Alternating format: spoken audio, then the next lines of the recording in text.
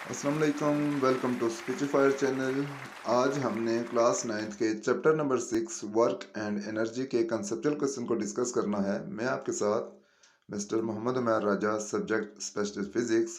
आप लोगों से रिक्वेस्ट ये है कि अगर आप लोग इस चैनल पर नए हैं तो सब्सक्राइब करें और बेल आइकन को भी प्रेस कर दें ताकि कोई भी नई वीडियो तो आप उसको देख सकें।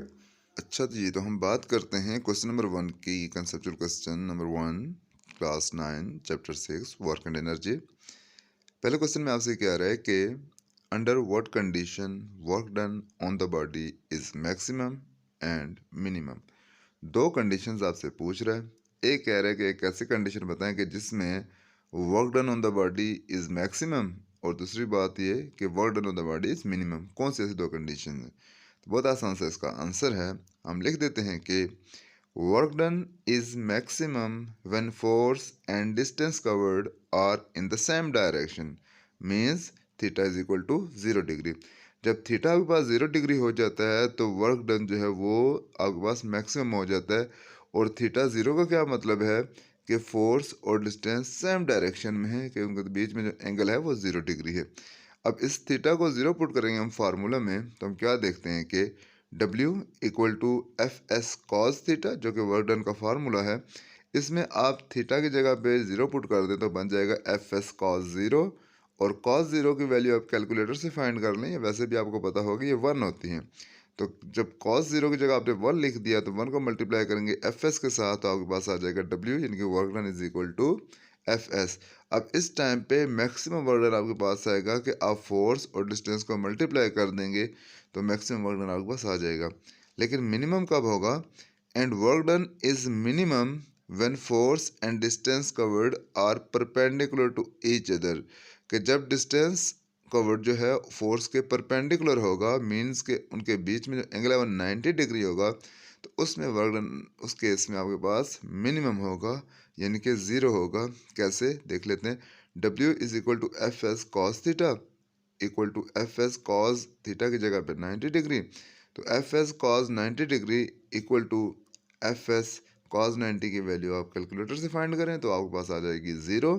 सो F S multiply 0, anything multiply 0 equal to 0। So यहाँ पे आपके पास वर्क डन आ जाएगा 0। सेकंड क्वेश्चन में आपसे क्या कह रहे हैं कि y is only horizontal component of the force acting on the body involved in expression of work।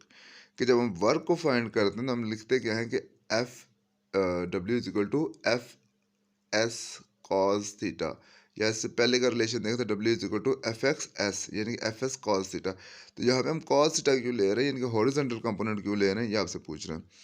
तो आंसर में हम लिख देंगे when a force acts on a body at an angle theta, the horizontal component of the force is directed in the direction of distance covered but not the vertical component।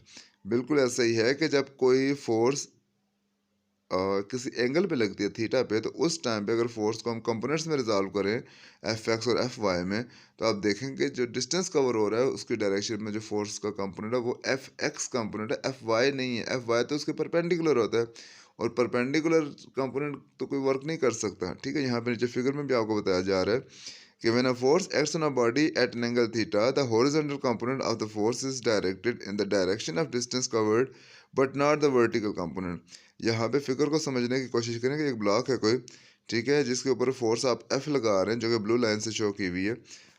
मैं थोड़ा सा इसको zoom करके आपको बता रहा हूँ। यहाँ पे ये देखें, ये आपके पास क्या है कि एक ब्लॉक है जिसको F फोर्स लगा के इसको पुल किया जा रहा है। अब जब ज़रा फोर्स लगाएंगे तो ये ब्लॉक किस डायरेक्शन में मूव करेगा? क्या ये हॉरिजॉन्टली मूव करेगा सरफेस के ऊपर, या वर्टिकल उड़ना शुरू कर देगा? ऑब्वियसली ये सरफेस के ऊपर मूव करेगा। साथ मैंने मेंशन किया अब ये डिस्टेंस की डायरेक्शन कि ये ब्लॉक इस डायरेक्शन में मूव करेगा।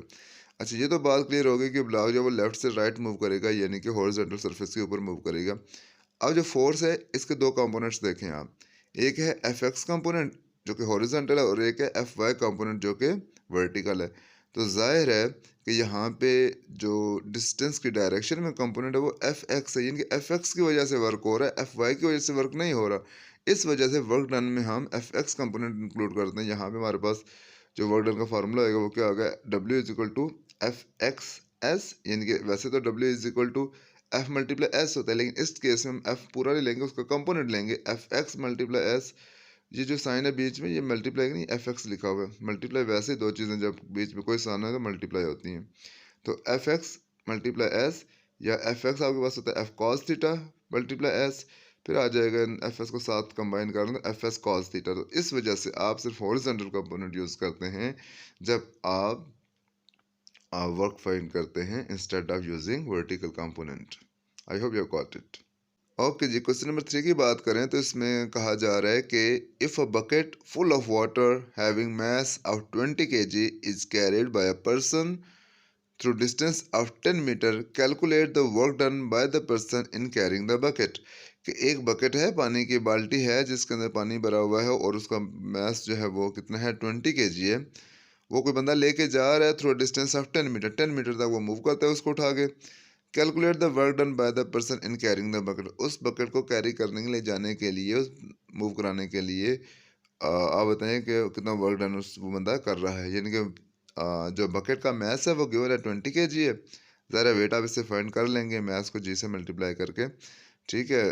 और उसके बाद जो डिस्टेंस वो कवर कर रहा है, हॉरिजॉन्टल डिस्टेंस इनके फर्श के ऊपर, रोड के ऊपर, ग्राउंड के ऊपर चल रहा है, वो है 10 मीटर। तो आपने बताना है कि वर्क डन कितना है इस बकेट को उठाने में। जैसे नीचे यहाँ पे फिगर में भी आपको नजर आएगा, कह रहे हैं the work done by the person in carrying the bucket is 0। जी बिल्कुल सीधा सीधा 0, उसने कोई वर्क ही नहीं किया फिजिक्स की नज़र में। हम तो कहते हैं भाई हम अगर सारा दिन खाना खाते रहें, सोए रहें, कोई होमवर्क कर ले, मुझे बड़ा काम कीजिए मैं थक गया, ऐसा होता नहीं है। फिजिक्स इस चीज़ को वर्क नहीं समझता। फिजिक्स कहता है भाई आप फोर्स लगाएं और फोर्स की डायरेक्शन में डिस्प्लेसमेंट कवर होगा तो वर्क कंसिडर किया जाएगा। अब इस केस में क्या है कि बकेट को जब आप उठाते हो तो ऊपर की तरफ फोर्स लगाते हो और डिस्टेंस आप कौन सा कवर कर रहे हो, ग्राउंड के ऊपर, यानी कि हॉरिजॉन्टल। यहाँ पे फोर्स वर्टिकल है, डिस्टेंस हॉरिजॉन्टल है, इन दोनों के बीच में एंगल 90 डिग्री बन जाता है। तो एफ एस कॉस 90 करोगे आप तो आप बस जो वर्क है वो 0 आ जाएगा। फिजिक्स इसको वर्क नहीं मानते। Okay, the work done by the person, answer हम पढ़ रहे हैं। The work done by the person in carrying the bucket is 0। इस केस में जो वर्क डन होगा वो 0 होगा। क्यों? Because W is equal to F S cos theta. F को आप लिख सकते हो, ज़रा जो फोर्स आप लगाएंगे उस बकेट के वेट के इक्वल लगाएंगे, यानी कि F is equal to W is equal to M G हो जाएगा। तो क्या अगर लगाएंगे कि W work done is equal to F की जगह पे आपने लिख दिया एम जी, एस जो है वो एस है जो डिस्टेंस कवर कर रहे हैं, और कॉस थीटा। कह रहे हैं वेयर एम मैस जो है वो 20 kg है, जी की वैल्यू 10 है, ये 9.8 ले लें बेशक, और उसके बाद एस है 10 मीटर, थीटा के पास 90 डिग्री है। या फिगर में भी शो किया गया कि फोर्स वो अपवर्ड लगा रहे हैं, ठीक है, और डिस्टेंस वो हॉरिजॉन्टल कवर कर रहे हैं, तो इस तरीके से इनके बीच का डिस्टेंस है वो 90 डिग्री है, ठीक है। अब क्या होगा, जहाँ पे वैल्यूज पुट कर देंगे तो वर्क का फार्मूला क्या बन जाएगा, 20 multiply 10 multiply 10 multiply cos 90 degree. और बाकी तो जब मल्टीप्लाई करोगे तो वो 2000 आ जाएगा, लेकिन कॉस 90 की वैल्यू 0 है। तो इस वजह से आपके पास क्या आ जाएगा कि जो वर्क डन है वो ओवरऑल 2000 मल्टीप्लाई 0 यानी कि 0। तो आप लिख देंगे W इक्वल टू 0। तो इस केस में कोई भी वर्क कंसिडर नहीं किया जाएगा। क्वेश्चन नंबर 4 की बात कर रहे हैं और कह रहे हैं कि give an example of negative work done bye a body. कि एक ऐसी एग्जांपल दें कि वर्क डन बॉडी के ऊपर किया जाता है लेकिन वो नेगेटिव है। अब बेटा जी सबसे पहले आपने ये देखना है कि वर्क डन नेगेटिव होने का मतलब क्या है। इसका मतलब ये है कि आप जिस डायरेक्शन में फोर्स लगा रहे हैं डिस्टेंस उसके अपोजिट डायरेक्शन में कवर होगा अगर, तो इसको कहेंगे कि ये वर्क डन नेगेटिव है। तो इसकी एग्जांपल क्या है हमारे पास, देख लेते हैं। हम कहते हैं कि when a bucket is lowered into the well, the force applied by a person and distance covered by the bucket are opposite to each other such that theta जो है उनके बीच में 180 डिग्री। फार्मूले के अंदर पुट कर रख देंगे थीटा 180 डिग्री, तो आपके पास क्या आ जाएगा, W is equal to F S cos theta, F S cos 180 degree. 180 degree की कॉस 180 डिग्री की का जो आंसर है कैलकुलेटर पे वो -1 आता है, ठीक है। तो एफ एस मल्टीप्लाई -1 यानी कि माइनस एफ एस। तो W is equal to minus F S का क्या मतलब है कि वर्क डन जो है वो नेगेटिव है। और यहाँ पे फिगर में अगर आप देखें तो क्या नज़र आ रहा है आपको, ये फिगर में हम आपको ये शो कर रहे हैं कि लेट्स से कि एक पर्सन ने, एक बंदा है जिसने एक बकेट बाल्टी एक उठाई हुई है हाथ में और वो उसको कुएं के अंदर से पानी भरने के लिए यूज़ कर रहा है, ठीक है। अब ये जब तक कुएं के अंदर वो बकेट लाइक पानी की जो समझ लें कि उसको भरी हुई बकेट है वो लोवर कर रहा है, या जो समझ लें कि इसका आसानी से बात ये है कि आपके पास एक कोई आप ऊपर वाले फ्लोर पे हैं, ठीक है, और निचले वाले फ्लोर पे कोई बंदा खड़ा हुआ है और आप उसे पानी की बकेट दे रहे हैं, या कोई भी वेट हो सकता है, ठीक है। अब इस केस में ज़ाहिर है जब उसको आप लोवर करेंगे उस वेट को, उस बकेट को, तो फोर्स तो आप उस टाइम पे भी उसको ऊपर वाली डायरेक्शन में लगा रहे होंगे, ठीक है। लेकिन साथ ही साथ वो जो बकेट डिस्टेंस कवर करेगी वो डाउनवर्ड है, क्योंकि ज़ाहिर है नीचे बंदा खड़ा हुआ है जिसको आप वो बकेट हैंड ओवर कर रहे हैं, या कोई भी मैस है। जैसे यहाँ मैंने शो हो रहा है कि आप फोर्स अपवर्ड लगा रहे हैं लेकिन साथ साथ बकेट नीचे मूव कर रही है। इस केस में दोनों के बीच में जो एंगल है वो 180 डिग्री है। और इसी तरीके से लाइक जब वेल में से, कुएं में से पानी निकालते हैं तब भी बकेट को लोवर किया जाता है, तो उसमें भी ज़ाहिर है कि आप अपवर्ड फोर्स लगा रहे होते हैं लेकिन बकेट नीचे लेके जाते हैं ताकि पानी भर सकें। तो ले जाने के प्रोसेस में जब बकेट को पानी भर के ऊपर ले ला रहे होते हैं उस टाइम की बात नहीं हो रही, जब बकेट को आप लोवर कर रहे होते हैं वेल के अंदर उस टाइम की बात हो रही है। तो आपके पास जो फोर्स है वो अपवर्ड होती है, क्योंकि ज़ाहिर है आपने बाल्टी को, बकेट को होल्ड किया हुआ होता है, तो अगर आप अपवर्ड फोर्स नहीं लगाएंगे तो होल्ड कैसे कर पाएंगे। तो फोर्स आपकी अपवर्ड है और बकेट को साथ नीचे मूव करा रहे हैं ताकि लाइक उसका डिस्टेंस जो है वो वर्टिकली डाउनवर्ड है। इस केस में क्या है कि फोर्स और डिस्टेंस जो है एक दूसरे के अपोजिट डायरेक्टेड है, यानी कि 180 डिग्री पे है। और जब 180 डिग्री पे, तो इट मीन्स के इसका जो वर्ड है ना वो नेगेटिव कंसिडर किया जाएगा। Question number 5, describe the situation in which no work is done, although force is acting on the body and it is covering some displacement। कह रहे कि भाई ऐसा कोई वर्क, ऐसा कोई केस बताएं, ऐसी कोई सिचुएशन बताएं कि बॉडी के ऊपर फोर्स भी लग रही है, बॉडी जो है वो डिस्प्लेसमेंट भी कवर कर रही है, बावजूद उसके कोई वर्क डन नहीं होगा।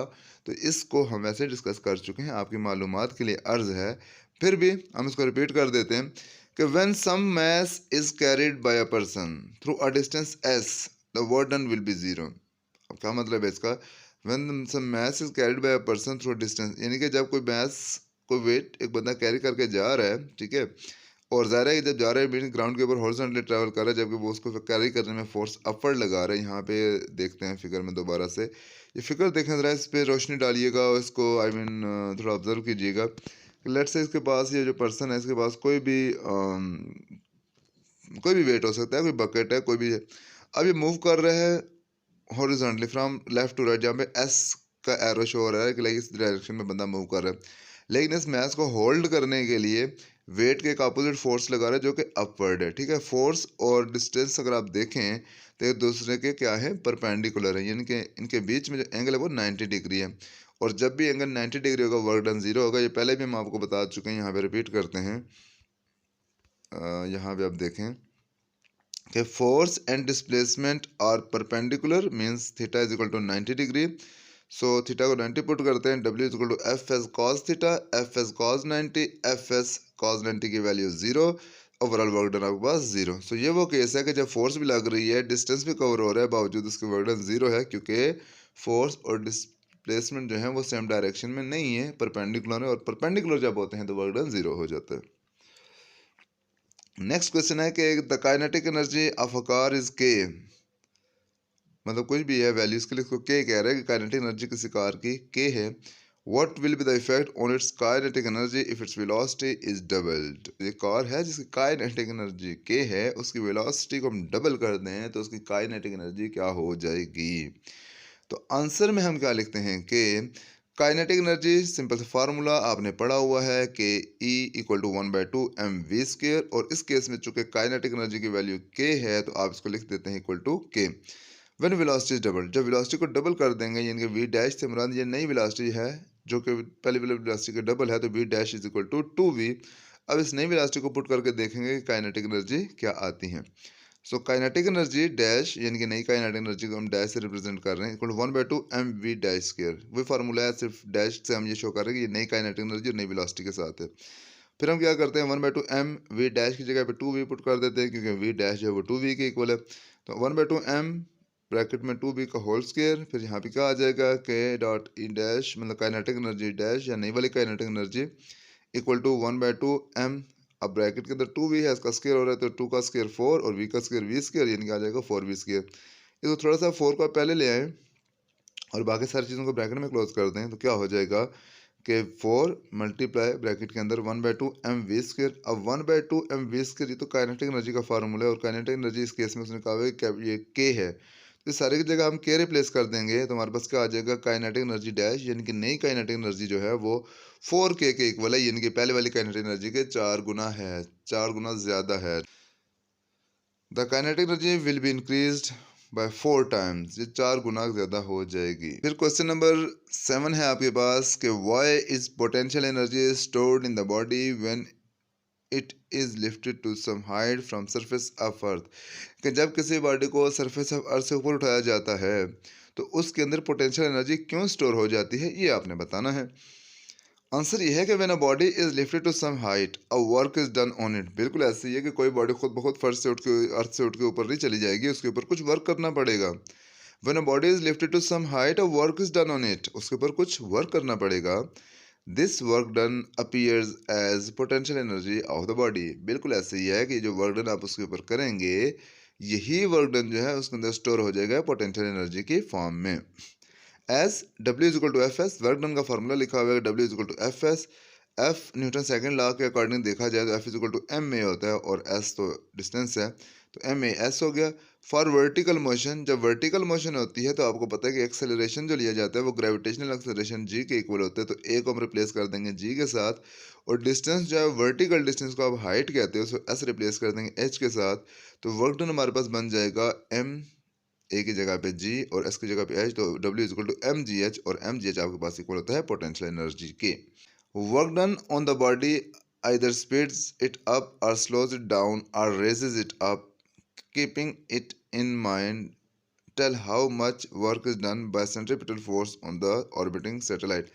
कह रहे कि work done on the body इधर वर्क डन होता है जब किसी बॉडी को आप स्पीड अप कर रहे हैं, मतलब उसकी वेलोसिटी को बढ़ा रहे हैं, उसके ऊपर फोर्स लगा रहे हैं, उसकी वेलोसिटी बढ़ रही है, या फोर्स लगा रहे हैं उसकी वेलोसिटी कम हो रही है, या फोर्स लगा रहे हैं उसकी हाइट इंक्रीज हो रही है। इन तीनों केसेस में वर्क डन होता है, कंसिडर किया जाता है। लेकिन आप ये बताएं कि keeping it mind, tell how much work is done by centripetal force on the orbiting satellite, कि जो सेंट्रीपिटल फोर्स है जो सैटेलाइट को ऑर्बिट करा रही है, अर्थ के अराउंड मूव करा रही है, वो ये बताइए कि सेंट्रीपिटल फोर्स उस सैटेलाइट के ऊपर कितना वर्क डन कर रही है। तो हम आंसर में ये लिखते हैं, the satellite revolving around the earth maintains a fixed height and moves with constant speed. बहुत इंपॉर्टेंट बात हमने कर दी कि सैटेलाइट जो अर्थ के अराउंड रिवॉल्व कर रहा है उसकी ना तो हाइट चेंज होती है, वो फिक्स हाइट के ऊपर रहता है, लेकिन हाइट से बुरा है कि अर्थ के से जितना उसका डिस्टेंस है वो वेरी नहीं करता, सेम रहता है। And moves with constant speed, और वो एक कांस्टेंट स्पीड को भी मेंटेन करता है, ये नहीं कि कभी सैटेलाइट आहिस्ता मूव कर रहा है कभी तेज मूव कर रहा है, उसकी कांस्टेंट स्पीड होती है। तो वो जो इसने क्वेश्चन में 3 बातें बताई हैं कि वर्क डन तब होता है जब किसी बॉडी को स्पीड अप करते हो, किसी बॉडी को स्लो डाउन करते हो, या उसकी हाइट इंक्रीज करते हो। तो यहाँ पे कोई भी काम नहीं हो रहा, ना तो सैटेलाइट की स्पीड कम हो रही है या ज़्यादा हो रही है, ना ही उसकी हाइट चेंज हो रही है, अर्थ से डिस्टेंस चेंज हो रहा है। इसका मतलब क्या है कि सैटेलाइट के ऊपर कोई वर्क डन नहीं हो रहा, सो वर्क डन इज ज़ीरो, तो वर्क डन उसके ऊपर ज़ीरो है। और इसके बाद अल्टरनेट आंसर है, मतलब इसको अगर मैथमेटिकली आप देखना चाहें तो क्या होगा कि the angle between force and distance is 90 degree. ज़रा फोर्स जो है वो डायरेक्टेड टुवर्ड्स द सेंटर है, और जो डिस्टेंस वो कवर कर रही है वो उस सर्कल के ऊपर, जो उस ऑर्बिट के ऊपर, यानी कि जिसमें वो मूव कर रही है, वहाँ पे अगर देखें तो डिस्टेंस की डायरेक्शन और फोर्स की डायरेक्शन एक दूसरे के परपेंडिकुलर है। तो क्या होगा कि the angle between force and distance is 90 degree, so work done is zero. F W equal to F S cos theta, theta 90 degree put करेंगे, पहले भी हम कम करते आए हैं, तो जो ज़ाहिर कॉस 90 है वो ज़ीरो है, तो डब्ल्यू आपके पास ज़ीरो हो जाएगा। So no work is done by centripetal force on satellite. Question number 9, a bullet is fired from gun, bullet penetrates into sand wall and it stops, where is its kinetic energy used। कह रहे हैं कि जब एक bullet को fire किया जाता है और कुछ सैंड की वॉल है, मतलब wall made up of sand है, ठीक है, रेत की बनी हुई दीवार है, उसमें जब आप एक फायर करते हो, बुलेट लगाते हो, बुलेट जाके हिट करती है उसको, ठीक है ना, तो वो बुलेट स्टॉप हो जाती है। बिल्कुल ऐसे ही है, कुछ पेनिट्रेट करती है और कुछ स्टॉप किसी हद तक उसके बाद स्टॉप हो जाती है। कह रहा है कि a bullet is fired from gun, bullet penetrates into a sand wall and it stops, उसके अंदर पेनिट्रेट करती है, एंटर हो जाती है, दाखिल हो जाती है, घुस जाती है और स्टॉप कर जाती है वहाँ पे। Where is its kinetic energy use. अब ज़रा जब बुलेट मूव कर रही थी तो उसके अंदर काइनेटिक एनर्जी थी, तो वो एनर्जी कहाँ पे गई, कहाँ पे यूज हुई, ये आपसे पूछ रहा है। The kinetic energy of the bullet is use to displace the sand particle for its penetration. जी बिल्कुल, क्या बात कर दी हमने कि जो काइनेटिक एनर्जी थी बुलेट की, वो यूज़ हुई सैंड पार्टिकल्स को साइड पे करने के लिए, क्योंकि वो ताकि वो पेनिट्रेट कर सके बुलेट। ऐसे ही है ना, जब बुलेट पेनिट्रेट करेगी ज़ाहिर है उसकी जगह पे सैंड पार्टिकल्स हैं, उनके होते हुए वो कैसे पेनिट्रेट कर सकती है, एंटर हो सकती है। तो पहले वो फोर्स लगाएगी, कोई वो वर्क करेगी ताकि उन पार्टिकल को साइड पे करे और अपनी जगह बनाएगी और बुलेट जो वो पेनिट्रेट कर जाएगी, ये बात हो रही है। The kinetic energy of the bullet is used to displace the sand particles for its penetration। अपनी penetration के लिए एंटर होने के लिए जो sand particles हैं उसको डिस्प्लेस करेगी, साइड पे करेगी, इस दौरान वो वर्क करेगी, और जो वर्क करेगी on the basis of its kinetic energy ही करेगी। The work is done by the bullet against frictional force of sand particles.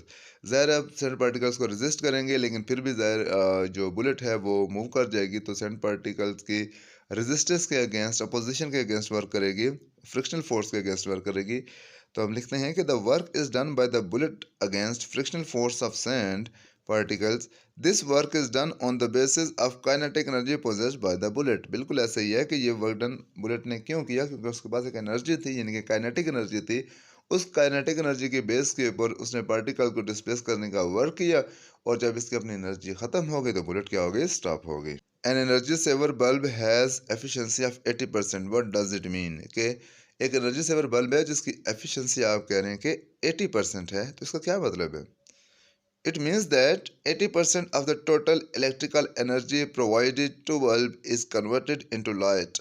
So the bulb is 80% efficient, 20% of energy is wasted as heat.